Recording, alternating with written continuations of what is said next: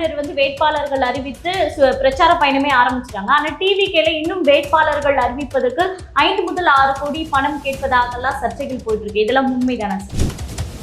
சுயநலவாதி பச்சுவந்தல் கோஷ்டிகள் என்ன பண்ணாங்கன்னா இது ராகுல் காந்தி தான் பார்லிமெண்ட், அதனால நம்ம ஒதுங்கிடுவோம்னு நினைச்சாங்க. அப்ப ராகுல் காந்தியை பேஸ் பண்ண முடியாத கோளை டேஷ் உங்களுக்கெல்லாம் எதுக்குப்பா அரசியல்?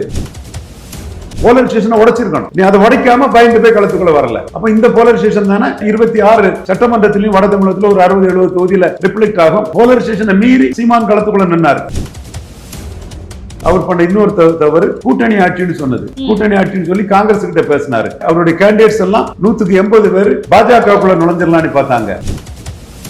அமமுக மாதிரி கூட்டணிக்குன்னு கட்சிக்காரங்க வேட்பாளர்களுக்கு ஒரு பெரிய ஆசையை பெரிய கனவோட உருவாக்கிட்டு அதை அப்படியே சதைச்சு தனிச்சு போகும்போது கோடிகளை செலவழிக்கலாம் இருந்தவன் லட்சத்தை கூட செலவழிக்க மாட்டான், எல்லாம் படுத்துருவான், ஓட்டு வராதுங்கிறதா என்னோட கான்செப்ட். நாம் தமிழர் பிள்ளைங்க வேலுப்பிள்ளை பிரபாகரன் தமிழினத்தின் தலைவன், திராவிடத்தை வீழ்த்தணும், தமிழ் தேசியம் வளரணும்னு உறுதியான கொள்கையோட கூட்டணி அரசியலுக்கு போகாம தெளிவா போயிட்டு இருக்காங்க. 234 வேட்பாளர்களை விஜய் அவர்கள் தயார் செஞ்சுட்டாரா? ஆனா பல பேர் வாய்மொழி வேட்பாளராக, குறிப்பாக ஆர்கே நகர் தொகுதியில மரிய வில்சன் அப்படின்னு ஜேபிஆரினுடைய மருமகன், அந்த தொகுதியே நான் தத்தெடுத்துருவேன் 15 வருஷத்துக்கு அப்படின்லாம் பேசுறாரு. சரி, இதெல்லாம் மக்கள் எப்படி பார்ப்பாங்க? புள்ள பிடிக்காரன் புள்ள பிடிச்ச மாதிரி வா வா அந்த கட்சியில் டிக்கெட் இருக்கான், வா இங்க வா வான்னு திணறிட்டு இருக்காங்க. கேண்டிடேட் அவங்க கையில இல்லைங்கிறதா உண்மை. காரணம் நான் உறுதியா சொல்றேன். வணக்கம். நீங்கள் தமிழ் தேசியவாதியா? ஒரு தமிழ் தேசிய ஊடகம் வலிமையான ஊடகமாக உருவாக வேண்டும் என்று விரும்புகிறீர்களா? அப்போது உலக தமிழர்கள் அத்துணை பேரும் கலங்கரை ஊடகத்தோடு இனமாகவும் பணமாகவும் இணைந்திருங்கள். கலங்கரை சொந்தங்களுக்கு அன்பு வணக்கம். இன்று நம்மோடு நேர்காணலில் இணைந்திருப்பவர் அரசியல் திறனாய்வாளர் ரவீந்திரன் துரைசாமி அவர்கள். வணக்கம் சார். வணக்கம்மா. நலமா இருக்கீங்களா சார்? நல்லா இருக்குமா? நல்லா இருக்கீங்களா? நலமா இருக்கு சார். நாம் தமிழர் வேட்பாளர்கள் அறிவித்து பிரச்சார பயணமே ஆரம்பிச்சிட்டாங்க. ஆனா டிவிகேல இன்னும் வேட்பாளர்கள் அறிவிப்பதற்கு 5 முதல் 6 கோடி பணம் கேட்பதாகலாம் சர்ச்சைகள் போயிட்டு இருக்கு. இதெல்லாம் உண்மைதானா சார்? பணம்லாம் அங்கே யாரும் கொடுக்க மாட்டாங்க. அந்த கட்சியில 2016 விஜயகாந்தோட தேமுதிக மாதிரி தாவேக்கா ஷாக் ஆயிட்டாங்க. விஜய்க்கு முகம்தான் இருக்கு, கைகாலா இருந்த தொண்டர்கள் எல்லாம் இது என்ன சந்தர்ப்பவாத அரசியல், எந்த கொள்கையும் இல்லை, பாஜகவை உள்ள விடாம எடப்பாடி கிட்ட ஒரு 40-50 சீட்டு வாங்கியிருந்தா கூட 45 சீட்டு வாங்கவா நாங்கள் கட்சி ஆரம்பிச்சுன்னு ஆதவர்ஜுனா சொன்னார். வாங்கினா கூட நம்ம ஜெயித்திருக்கலாம், ஒரு வெற்றி வாய்ப்பு வந்திருக்கோம். பிஜேபி இன்க்ளூசிவ் அலையன்ஸில் போனால் கூட ஒரு வெற்றி வாய்ப்பு வந்திருக்கும். இப்போ தனிச்சின்னு என்ன ஆக போகுது?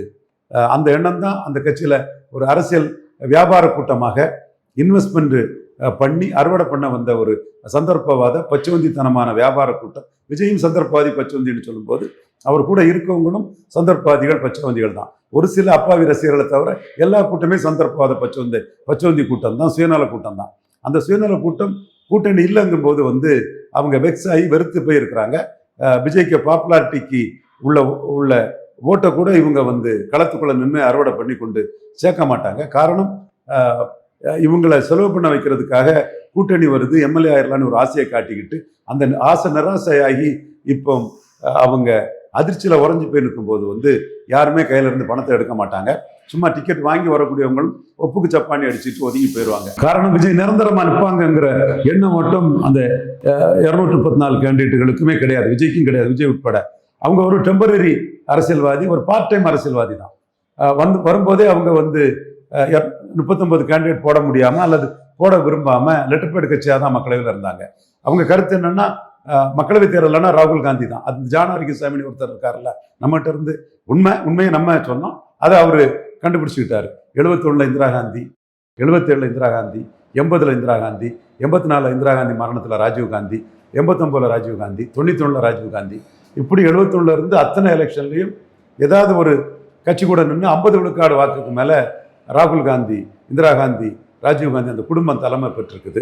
அதற்கு பிறகு 96 நரசிம்மராவ், 98 இல்லை, 99 இல்லை, 2004 தமிழ்நாட்டுக்குள்ள சோனியா காந்தி, 2019 தமிழ்நாட்டுக்குள்ள ராகுல் காந்தின்னு அந்த குடும்பம் முன்னிறுத்தப்பட்ட எல்லா தேர்தலையும் 50 விழுக்காடு வாக்கு தாண்டிட்டாங்க.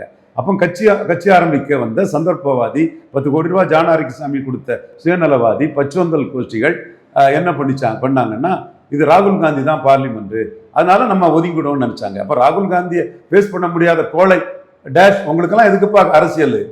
எதுக்குப்பா அரசியல்? பச்சவந்தி மாதிரி பப்பட்டு மாதிரி லெட்டர் பேட் கட்சி ஆரம்பிச்சுட்டு 39 கேண்டிடேட் போட முடியாம இருந்தீங்க. அப்போ ராகுல் காந்தியை ஒன்றும் பண்ண முடியாது, ராகுல் தான் எல்லாங்கிற ஒரு இதுல நீ எதுக்கு கட்சி ஆரம்பிச்சிருக்க? அப்போ கட்சி ஆரம்பிச்சா கமல்ஹாசன் ராகுல் காந்தி ஸ்டாலின் பிஎம்ஆ சொல்லும் போது தானே கமல்ஹாசன் டிவி போட்டியை உடைச்சு வந்து நின்று 39 கேண்டிடேட் போட்டாரு. கமல்ஹாசனுக்குள்ள தில்லும் திராணியும் தெம்பும் வீரியமும் ஒரு ராகுல் காந்தி எதிர்த்து நிற்கக்கூடிய ஒரு துணிச்சலும் உனக்கு இல்லையே. ராகுல் காந்தின்னு பயந்து நடுங்கி பார்லிமெண்ட் எலெக்ஷனுக்குள்ள வரல. அப்போ நீங்க பார்ட் டைம் பொலிட்டிஷியன். சீமான் அந்த எலெக்ஷன்ல கூட சொன்னாரு, திமுகவும் அதிமுகவும் காங்கிரஸ் பாஜகவின் ஊதுகுழல்கள் ஒட்டுணிகள் தொங்குதல்னு ராகுல் காந்தி அடிச்சு 8.2 வாக்கு எடுத்திருக்கிறாரு. நீ ராகுல் காந்தியை பயந்து களத்தை விட்டு ஓடின கோலையாட்ட ஆயிட்ட. கமல்ஹாசன் கூட ராகுல் காந்தியை கண்டு பயப்படாம நின்று ஒரு குறிப்பிடத்தக்க வாக்கு எடுத்தாரு. இதுல ஸ்டாலின் அவரை முன்னிறுத்திட்டார். அப்ப நீ ஏமாளி ஆயிட்ட. நீ ராகுல் காந்தியை கண்டு பயந்து, ராகுல் காந்தியை ஸ்டாலின் முன்னிறுத்துவாருன்னு பயந்து களத்துக்குள்ள வரல. ஸ்டாலின் அவரை முன்னிறுத்தி தான் 47.3 விழுக்காடு வாக்கெடுத்தாரு. அப்போ நீ தப்பு கணக்கு போட்டு அதுல பார்ட் டைம் பொலிட்டிஷனா ஏமாந்த. அதுக்கு பிறகு விக்கிரவாண்டியில வன்னியர் பரையர் போலீஸ் ஸ்டேஷன் வரும். அந்த போலீஸ் ஸ்டேஷன் வரக்கூடிய இடத்துக்குள்ள நீ கரூர்ல பெரிய கூட்டத்தை காட்டி இது பண்ண மாதிரி விக்கிரவாண்டியில காட்டி போலீஸ் ஸ்டேஷனை உடைச்சிருக்கணும். நீ அதை உடைக்காம பயந்து போய் களத்துக்குள்ள வரல. அப்போ என்னைக்கு கடல்ல அலை ஓயிறது, நீ களத்துக்குள்ள வந்து இது பண்றது. அப்போ இந்த போலீஸ் ஸ்டேஷன் தானே 26 சட்டமன்றத்திலையும் வட தமிழகத்தில் ஒரு 60-70 தொகுதியில ரிஃப்ளெக்ட் ஆகும். அப்போ போலீஸ் ஸ்டேஷனை மீறி சீமான் களத்துக்குள்ள நின்னார். கோனேரிக்குப்பம் கோட்டை, கோனார் கோட்டை, நீ வந்து மராட்டியம் கோட்டைன்னு சொல்லும்போது பொத்திக்கிட்டு இருந்துகிட்டு இப்போ தமிழன் கோனார் கோட்டைன்னு சொல்லும்போது மட்டும் துருத்திக்கிட்டு வாரியேன்னு ஒரு முன்னாள் அமைச்சரையே பேர சொல்ல விரும்பல அடிச்சு நொறுக்குனாரு சீமான். மக்கள் அந்த உணர்றாங்க, சீமான் நமக்காக இங்க களத்துக்குள்ள நிற்கிறாருன்னு. உன்னையாட அடிக்க சொன்னேன், பறையதானே அடிக்க சொன்னேன்னு சொல்லி மேல்பாதி மங்கலம் ஆலய நுழைவுக்கு வந்து திரௌதிமன் ஆலய நுழைவுக்கு நான் தான் நிற்கிறேன்னு அந்த போலீஸ் ஸ்டேஷனை மீறி மற்றவங்கலாம் இதுல நழுவி வழுவி போகும்போது சீமான் ஸ்ட்ராங்கா சொல்லி அந்த களத்துக்குள்ள நின்னாரு. அதே மாதிரி வீரப்ப என்கவுண்டர் வந்து இன்னைக்கு ஜெயலலிதாவோட இது சரின்னு சொல்லிடுவான்னு கேட்டு நின்னாரு. அதே போல அவருடைய அரசியல் நடவடிக்கையாட்டு எம்ஜிஆர் மேனன் எவ்வளவு தெரிஞ்சுன்னு ஜாதிவாரி கணக்கெடுப்பு நடத்தலன்னு சொல்லி நின்னாரு. அதே மாதிரி கடற்கரை அழக அண்ணா எம்ஜிஆர் ஜெயலலிதா சமாதி எல்லாம் கெடுக்குன்னு சொல்லி தன்னோட தனிப்பட்ட கொள்கைகளையும் வேலுப்பிள்ளை பிரபாகரனை முன்னிறுத்தி ஒரு போலீஸ் ஸ்டேஷனை மீறி அவர் களத்துக்குள்ள நின்னார். இப்படி நின்னதுனாலதான் தினகரனையும் கமல்ஹாசனையும் பார்ட் டைம் பொலிட்டிஷனான தினகரனையும் கமல்ஹாசனையும் மிஞ்சி அவர் வந்தார். இப்பவும் பார்ட் டைம் பொலிட்டிஷனான விஜய் களத்துக்குள்ள வரல, விக்கிரவாண்டி களத்துக்குள்ள வரல. அப்போ அது அவருக்கு வந்து 26 ஜெனரல் எலெக்ஷன்ல பெரிய பாதிப்பை உருவாக்கும். மீண்டும் அங்க 2வது இடம் வந்த பாமகவில் ஒரு மேஜர் ஃபேக்ஷனான அன்புமணி எடப்பாடி கூட கூட்டணி போயிட்டாருன்னா வட தமிழக அரசியல் வந்து Edappadi versus Anbumani, Edappadi plus Anbumani versus Stalin plus Seeman plus Premalatha அம்மையார் பிளஸ் காங்கிரஸ்ன்னு ஒரு பெரிய போலரைசேஷன் தான் அங்கே நடக்கும். அந்த போலரைசேஷனுக்குள்ள விஜய் துண்டை காணும் துணியை காணுன்னு ஓட வேண்டிய நிலைமை தான் வட தமிழகத்துக்குள்ள வரும். களம் வந்து போலரைஸ் ஆகும்போது போலரைசேஷனை கண்டு பயந்து களத்தை விட்டு ஓடின விஜய் கமல்ஹாசன் தினகரன் மாதிரி கமல்ஹாசன் 2.0 மாதிரி தான் களத்துக்குள்ள வருவார். ஸோ இந்த இடமும் விஜய் தவறு பண்ணிட்டாரு. அடுத்து அவர் பண்ண இன்னொரு தவறு கூட்டணி ஆட்சின்னு சொன்னது. கூட்டணி ஆட்சின்னு சொல்லி காங்கிரஸ் கிட்ட பேசினாரு. அவருடைய கேண்டிடேட்ஸ் எல்லாம் 180 பேர் பாஜகவுக்குள்ள நுழைஞ்சிடலான்னு பார்த்தாங்க. புஷியானந்து 65 வயசுக்கு மேல ஆகுது, அவரும் பாஜகவுக்குள்ள நுழைஞ்சி ஏதாவது எம்எல்ஏ ஆயிரலான்னு பார்த்தாங்க. அவங்க தான் ஆசைப்பட்டாங்க. அவங்க தானே தினத்தந்தியில ஹெட்டிங் போட்டாங்க. விஜய்க்கு ஆதரவு பத்திரிகையான தினத்தந்தியில 80 விழுக்காடு தாவேக்கா மாவட்ட செயலாளர்கள் வந்து கூட்டணிக்கு ஆசைப்பட்டாங்கன்னு நம்பரே கொடுத்து போட்டாங்களே, அது அவங்க சொல்லாமல போட்டிருக்காப்புல, அன்னைக்கு அதை மறுக்கல. அப்போ அதைத்தான் நான் சொல்றேன். 2016 விஜயகாந்த் தேமுதிக மாதிரி 2021 அமமுக மாதிரி கூட்டணிக்குன்னு கட்சிக்காரங்க வேட்பாளர்களுக்கு ஒரு பெரிய ஆசையை பெரிய கனவுல உருவாக்கிட்டு அதை அப்படியே சதைச்சு தனிச்சு போகும்போது கோடிகளை செலவழிக்கலான்னு இருந்தவன் லட்சத்தை கூட செலவழிக்க மாட்டான், எல்லாம் படுத்துருவான், ஓட்டு வராதுங்கிறதான் என்னோட கான்செப்ட். ஏன்னா இது வியாபார அரசியல். விஜய் பண்றது வியாபார அரசியல். உங்ககிட்ட வர்றவனும் வியாபாரிகள் பாருங்க. இது புதுச்சேரியில் எல்லாமே பல கட்சியிலிருந்து வந்த வியாபாரிங்க, முழுக்க வியாபாரிங்க. அப்போ வியாபாரி எதுக்கு இன்வெஸ்ட் பண்ணுவான்? நாளைக்கு ஒரு லாபம் கிடைக்கும்னா தானே வியாபாரி இன்வெஸ்ட் பண்ணுவான். நாம் தமிழர் பிள்ளைங்க வந்து வேலுப்பிள்ளை பிரபாகரன் தமிழினத்தின் தலைவன், திராவிடத்தை வீழ்த்தணும், தமிழ் தேசியம் வளரணும்னு உறுதியான கொள்கையோட தொடர்ந்து எல்லா தேர்தலையும் போட்டிக்கிட்டு எல்லா தேர்தலையும் 214 போட்டு சந்தர்ப்பவாத கூட்டணி அரசியலுக்கு போகாம தெளிவா போயிட்டு இருக்காங்க. அதுல யாருமே இன்வெஸ்ட் பண்ணி அறுவடை பண்ணுங்கிற வியாபாரிகள் கிடையாது. விஜய்கிட்ட இருக்கவங்க எல்லாம் இன்வெஸ்ட் பண்ணி அறுவடை பண்ணுங்கிற வியாபாரிகள் தான். நீங்க மக்களவை தேர்தலில் அறுவடை பண்ண வந்திருப்பீங்கன்னா 39 போட்டால் அவன் கொஞ்சம் செலவழிப்பா, அது அசம்பிளியில் அறுவடை பண்ணலான்னு நினைப்பான். இப்போ நீங்கள் கூட்டணின்னு எதிர்பார்த்த அசம்பிளியில் இல்லை, பனாலாகி போச்சு, கடை விரித்து கொள்வார் இல்லை. அப்போ தனிச்சு போட்டிட்டு ஜெயிக்காது. அவன் ஜெயிக்காத இடத்துல அவன் பணத்தை இன்வெஸ்ட் பண்ண மாட்டான். இந்த இன்வெஸ்ட்மெண்ட்டுக்கு 29 என்ன லாபம் வராது. அதுதான் 2016 தேமுதிக 2 விழுக்காட்டுக்கு போன மாதிரி, 2021 அமமுக 2 விழுக்காடு போக மாதிரி பலம் நிரூபிக்காத தாவேகா பிக்கப்பே ஆகாது, நான் ஸ்டார்டர் ஆகும். களத்துல விஜய்க்கு பாப்புலாரிட்டி இருக்கும், களத்துல தேர்தல் அரசியல்ல நான் ஸ்டார்டரா இருக்கும். இதைத்தான் அந்த கருத்து கணிப்பு வாழாக்கள் எல்லாம் தூக்கி போட்டு அடிச்சேன். களத்துல வர்றதுக்கு முன்னா என்னையா கருத்து கணிப்பு, புண்ணாக்கு கணிப்பு? பிரசாந்த் கிஷோருக்கு 23-30 3 தானே வந்தது. பிரசாந்த் கிஷோருக்காவது ஒரு பிராமணர் பூமிகாரங்க மாதிரி ஒரு ஜாதி பலம் இருந்து, இவருக்கு அது கூட இல்லை. கிறிஸ்தவ வல்லாளருக்கு அது கூட இல்லை, ரொம்ப எண்ணிக்கை குறைஞ்ச ஜாதி. 234 வேட்பாளர்களை விஜய் அவர்கள் தயார் செஞ்சுட்டாரா? ஆனா பல பேர் வாய்மொழி வேட்பாளராக, குறிப்பாக ஆர்கே நகர் தொகுதியில மரிய வில்சன் அப்படின்னு ஜேபிஆரினுடைய மருமகன், அந்த தொகுதியே நான் தத்தெடுத்துருவேன் 15 வருஷத்துக்கு அப்படின்லாம் பேசுறாரு. சரி, இதெல்லாம் மக்கள் எப்படி பார்ப்பாங்க? 234 கேண்டிடேட் அவங்க புள்ள பிடிச்ச மாதிரி வா வா அந்த கட்சியில் டிக்கெட் இருக்கான், வா இங்க வா வான்னு திணறிட்டு இருக்காங்க. கேண்டிடேட் அவங்க கையில் இல்லைங்கிறதா உண்மை. காரணம், நான் உறுதியா சொல்றேன், உங்க மன்றத்துல இருந்து உங்க கட்சியில 35 இடத்துக்கு மேல 50,000 ரூபாய் செலவழிச்சு உங்க பிறந்தநாள் கொண்டாடப்படல, 100க்கு 100 கொண்டாடப்படல. நான் தொடர்ந்து அதை சொல்லிட்டு இருக்கிறேன். நீங்க கொண்டாடப்பட்டா அதுக்குள்ள ஆதாரத்தை போடுங்க, நான் ஒத்துக்கிட்டு போறேன். இப்போ கேண்டிடேட்டும் அந்த மாதிரி தான், செலவழிக்காதவன், ஏப்ப சாப்பையா, தொத்தலா வத்தலா, கொள்கை இல்லாதவன், பல கட்சியில டிக்கெட் கிடைக்காதவன், அப்படி ஒரு சந்தர்ப்பாத கூடாரமாட்டு.